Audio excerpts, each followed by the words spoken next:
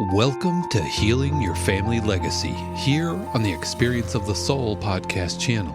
Innovative, evidence-based recovery that helps to identify Donna Bevan-Lee, helping you trauma, heal your family allowing legacy. for freedom and embracement Welcome of back, the healing process. And today, episode 82. I want to start out today by saying recovery, that Part 1. I appreciate your host, any feedback Donna that Bevan. you might want to give me, or any suggestions about topics that you might want to hear me talk about.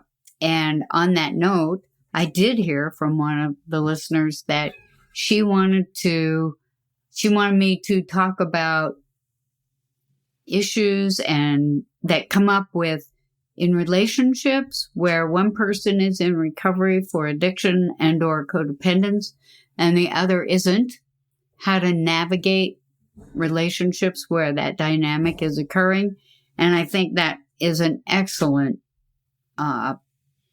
topic for today, is how to navigate a relationship when one person is in recovery for addiction and or codependence and the other one is not.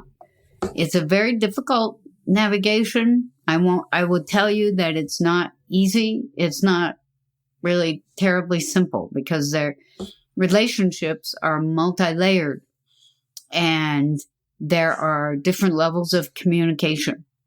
What I can say, and which is the most simple response to this, is that boundaries are essential.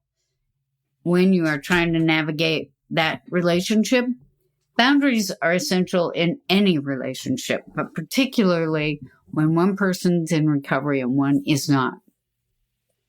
And what I mean by that is when you have boundaries, they're not walls. Let's just be clear on that. Boundaries are flexible. They're transparent. But it keeps your reality separate from another person's reality. Okay. So let's say, you are feeling pain and the other person's feeling anger. If you have boundaries intact, you're able to experience your own pain and not try to get the other person to understand that what you're feeling is pain, even if they're angry. You're just realizing that, oh, that person is angry. I'm in pain. I need to deal with my pain. I need to be with my pain, whatever I need to do with my pain. Not blame it, not because as soon as I'm doing that, my boundaries are gone. Okay?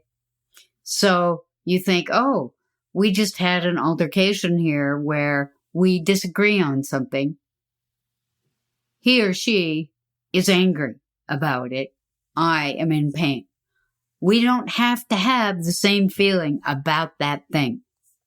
And I know that sounded kind of goofy, but when you are enmeshed, which is one of the things that can happen in relationships anyway, is that there's this, when you're enmeshed, like one or the other person believes that we must have the same feeling about these things. We must have the same feeling about whether or not you're late. We must have the same feeling about how we're going to raise our child. We must be in agreement about everything, and not in a way where we're trying to negotiate and compromise, which is a major aspect of relationships, but more like the expectation is that if you love me, if you care about me, you're going to have the same reality as me. You're going to have the same belief system as me. You're going to have the same ideas as me, and that separation or difference is not acceptable in relationships where there's an expectation of enmeshment. Now, one of the things that happens with enmeshment is that, well, first of all, you're going to be seriously disappointed, because I don't care how close you are. I don't care how much you love each other or care about each other. When you start having an expectation or a belief that if you really love me, that you'd be just like me. You'd believe the same things as me. You'd have the same feelings about whatever it is as me. And if you're different, that means you don't love me anymore. Then if the other person is accommodating that, let's just say you're a person that, because let me back up and say, when people are in recovery for their codependence, sometimes they think that now I'm in recovery, we can start being alike. That's not recovery. Okay. When you're in recovery, it means you have boundaries and you're accepting the other person for who they are. You're not constantly trying to change them. So you are, let's say you're just talking about,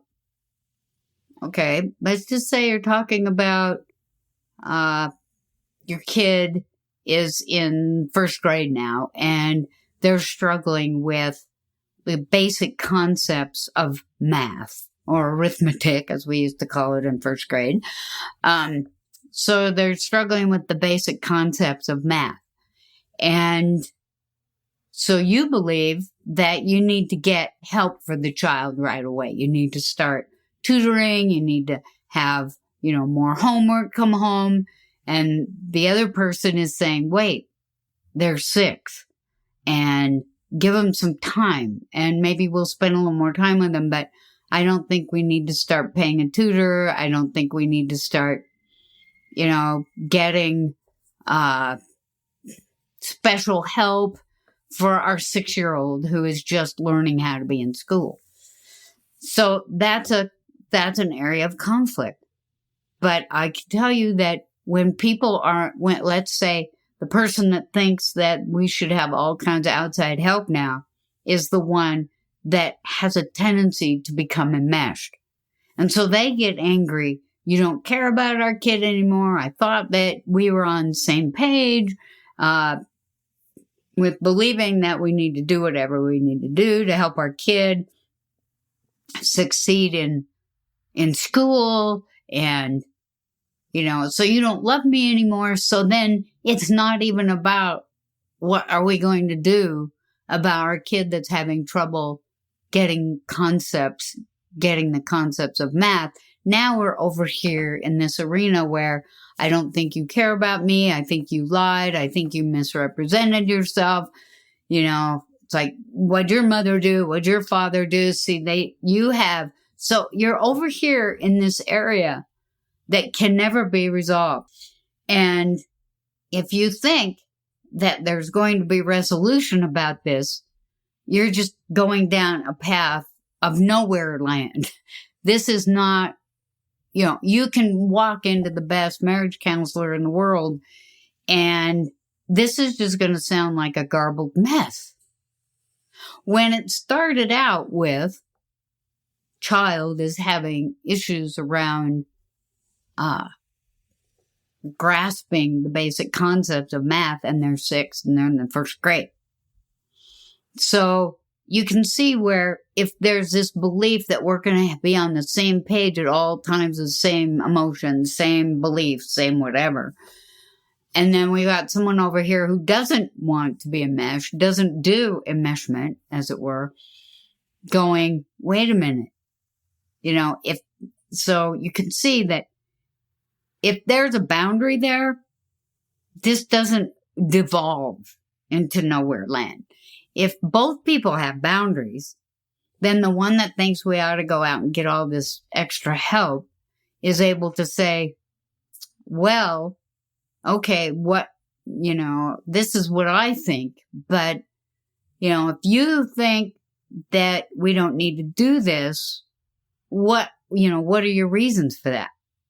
Well, the other person, they're 6 and they're in first grade and, why don't we get some flashcards or let's ask the teacher what we can do for them at home to help them a little bit more without bringing all these extra things into the picture, right? And the other person says, well, I think we need a little more than that.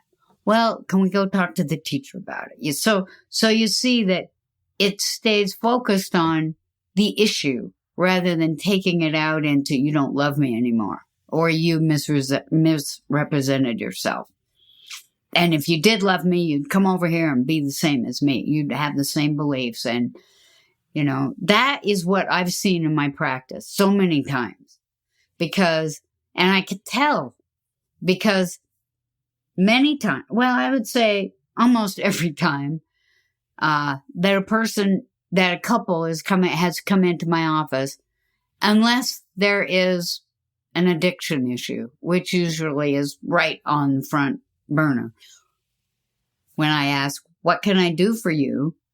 And they say, I can tell you right now, we have communication problems. I know right then and there that they probably have enmeshment problems because most adults who are in my office anyway, I can tell they know how to communicate. They communicate with all kinds of people all the time. It's not a communication problem. It's a boundary issue. And the boundary issue is that one or both people believe that we should have the same beliefs about any issue that comes up. Or we should have the same emotions about any issue that comes up. And that if we don't, we devolve into this, you don't love me. Yes, I do. No, you don't. If you did, then you'd have this, you'd understand. And I'm trying to make you understand. And these are the kind of things that I hear. And then I say, well, what happened? And both of them are sitting there looking like, what do you mean what happened? We have communication. Well, something happened to bring you in at this point. You didn't wake up this morning having your coffee saying, let's go see Dr. Bevan-Lee about our communication problem. That didn't happen. What happens is that something occurs that creates, that recreates this. And at some point, whatever it is that occurred just brought it to a head. Okay. And the answer when I say what happened? Unless there's an addiction issue. Okay. Like I found porn on the computer, or I found that he's seeing somebody else when I was looking at his phone, or, she got a DUI last night or whatever. You see that? Then both people are saying, yeah, here's the problem. And they're both in agreement. But when it's not about an addiction, it's like, I say, what happened? And he said, well, I'm not sure. I just know we have a communication problem. That tells me right there. What we have is a boundary problem. It's not about communication. And the boundary is that one or both of you are unable to accept the other person's reality. And you either wander off into their reality, trying to make them understand, I'm putting that in air quotes, understand you, or you're wandering off into their reality, trying to get them to believe the same thing that you do.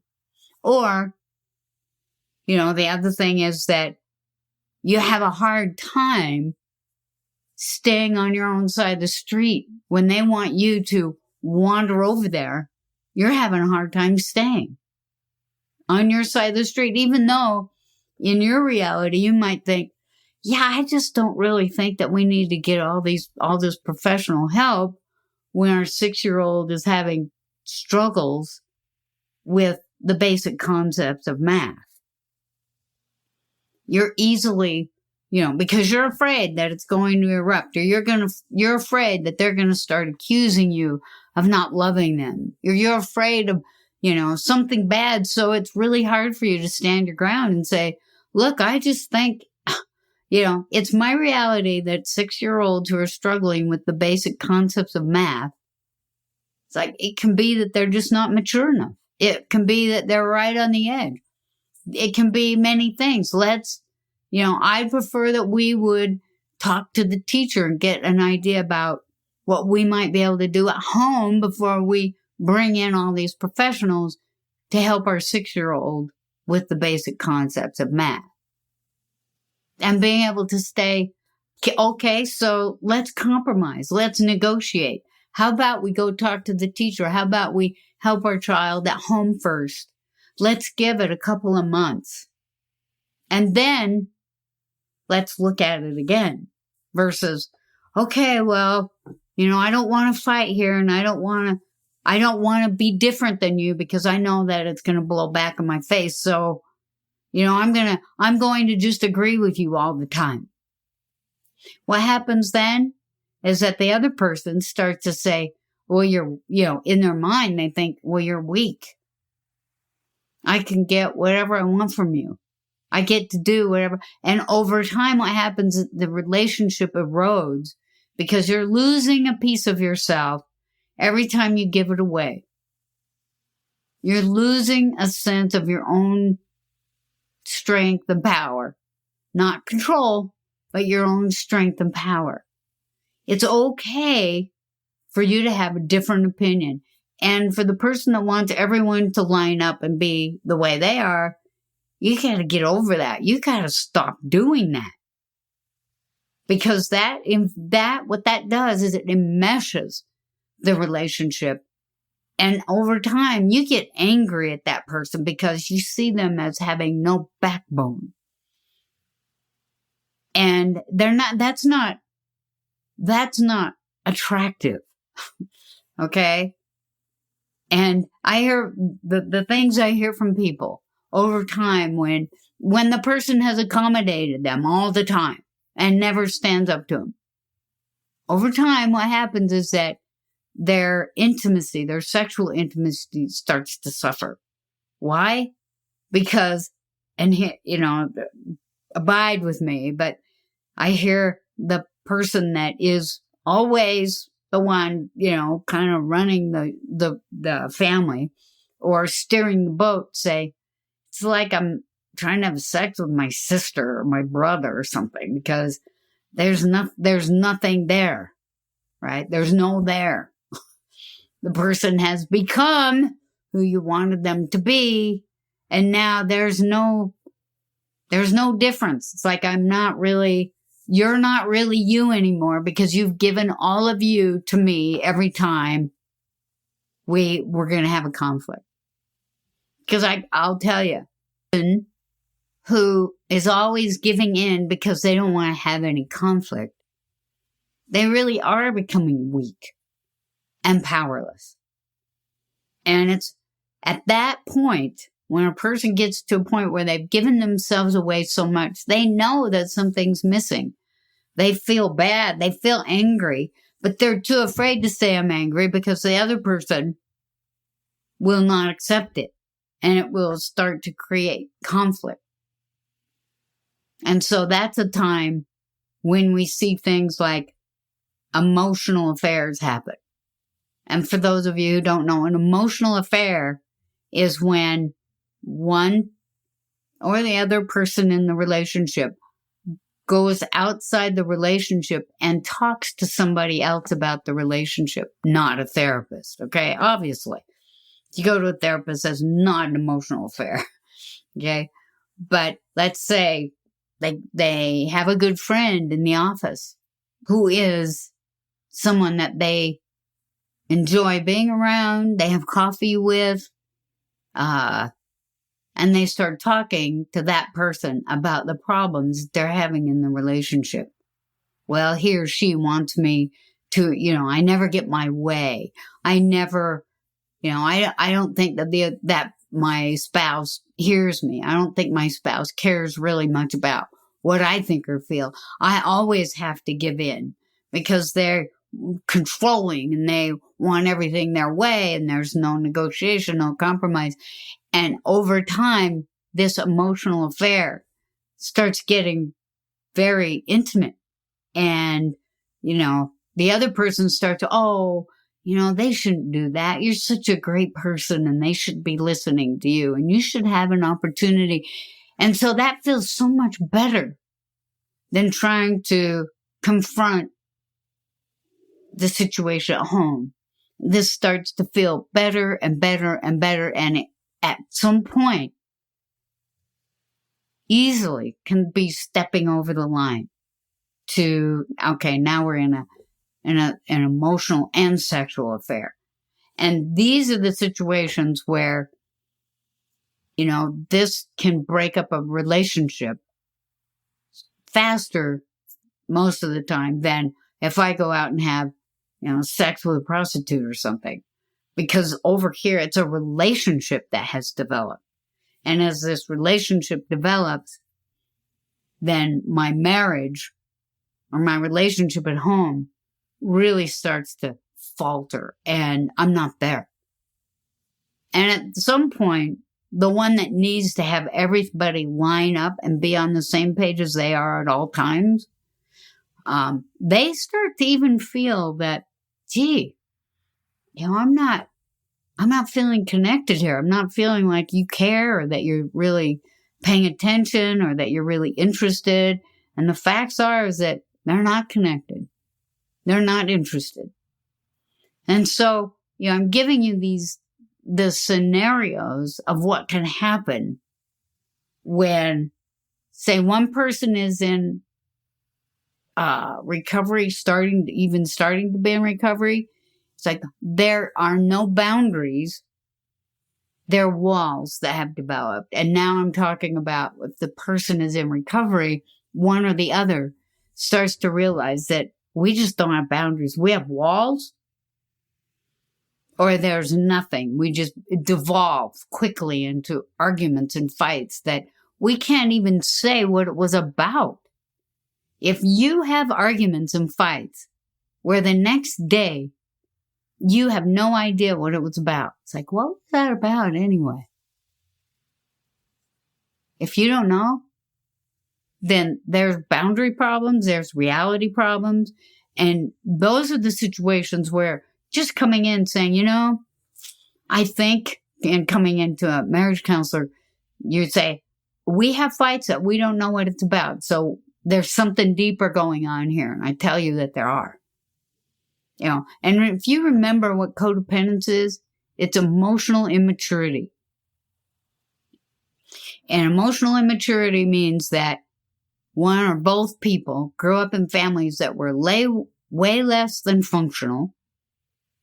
And they keep showing up as either wounded children or adapted adult children when they're trying to have interaction with their spouse. So you can imagine. So we're going to have a conversation. Let's say I'm one of the persons in this relationship where the 6-year-old, the first grader, is having trouble with the concepts, grasping the concepts of math. Let's say both people are showing up as adapted adult children. It's like, I want it my way. No, I want it my way. No, I want it my way. No, I want it my way. That's what it sounds like when the adults are not in the room. Because when you're an adult, you have boundaries. You know what your reality is. And you even know, if you work on it, you even know when, wait, I don't think my adult self is in the room because I'm feeling really scared right now. And all we're talking about is the 6-year-old with the math problem. Okay. And if I'm scared, my wounded child just stepped in the room and is going to take over in this conversation. I don't think that would be helpful. So I take a minute. I say, okay, I don't need to have my wounded child taking over this. I am an adult. I drive a car. I go to work. I have an education. I think I can talk to my spouse about this. What I need is a boundary. Which means the boundary is, I need to know who I am and not be all concerned with you right now. So I might say, well, I hear you. I know your concerns. I just don't think that we're in a position right now where we need to get outside help for our kid. That's 6. Let's give him a little time, or let's give her a little time. And if I can do that with a boundary, all I'm saying is that what I'm thinking, That's all that's all I need to do. And if the other person starts attacking me, saying that I don't care about my kid and what's wrong with me and blah, blah, blah, then I say, well, I hear you. I am, if you want to have a conversation with me about whether I love you or care about you or not, or care about our child or not, we can have that conversation after we decide what we're going to do about our child's issues around the concepts of math. Can we just keep it at that until we get that resolved? And then if you want us to talk about whether I love you or not, or whether I care about our child or not, we can have that conversation later. Because if you think about it, a few steps ahead, if we can get that resolved, like, okay, well, can we give it a couple of months? Can we go talk to the teacher?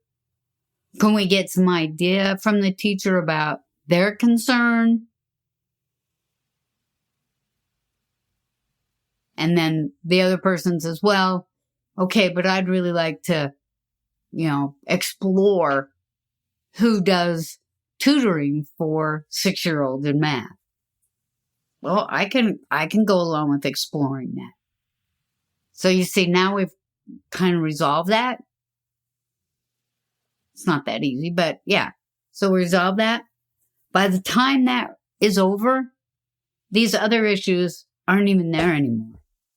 Well, do you want to talk now about whether or not I care about our child? Do you want to talk about whether or not I love you? And most of the time it'll go, well, no, I think that's okay. So now you've had that conversation. If one of you has been able to stay in your adult reality and have a boundary, it's less likely to go down the rabbit hole. So I'm going to talk about this a little more next time we meet. So I'd like for you to give some thought to, are you able to have a boundary, meaning keep your own reality when you're in conflict with your spouse? And we'll talk about that more. Okay. See you next time. Thank you for listening to this episode of Healing Your Family Legacy here on the Experience of the Soul podcast channel. This channel is made possible because of listeners just like you. If you would like to support the channel with your tax-deductible contribution on an ongoing basis or through a one-time gift, head over to experienceofthesoul.com/support. Healing Your Family Legacy is copyright 2022, Dr. Donna Bevan-Lee, all rights reserved. Our theme music is composed by Dave Croft and used with permission. The Experience of the Soul podcast channel is a production of 818 Studios.